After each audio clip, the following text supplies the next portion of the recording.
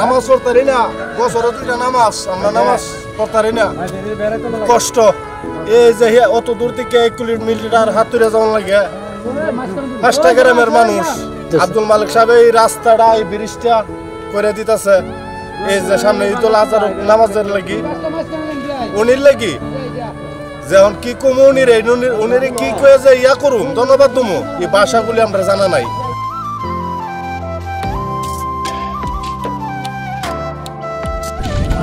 প্রিয় ফেসবুক বন্ধুগণ, আসসালামু আলাইকুম। আপনারা আমাকে যারা দেখছেন অথবা শুনছেন, আপনারা দেখতে পাচ্ছেন যে একটা বাঁশের ব্রিজ হচ্ছে। আসলে আমরা এই রাস্তাটা যে একদম বেহাল অবস্থা ছিল, কাজ চলতেছে, রাস্তাও বাঁধার কাজ চলতেছে, আবার ব্রিজের কাজ চলতেছে। কারণ হচ্ছে সামনে আমাদের ঈদুল আজহা। ঈদুল আজহাতে যাতে মানুষ ঈদগার মাঠে যেতে পারে, কারণ আমাদের এখানে প্রায় 7-8টা গ্রামের মানুষ এই রাস্তা দিয়ে ঈদগার মাঠে যাবে।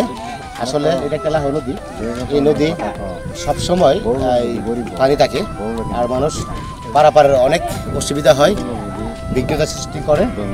বর্ষা মৌসুমে নৌকা দিয়ে যায়, নৌকা অনেক সময় নৌকাডুবি হয়, নৌকাডুবি হয়ে অনেকে আহত হয়। আমরা আজহার নামাজে যাওয়ার জন্য আমরা একটু তড়িঘড়ি করে আমরা বাঁশের ব্রিজটা করতেছি। আপনারা সবাই দোয়া করবেন আমাদের জন্য।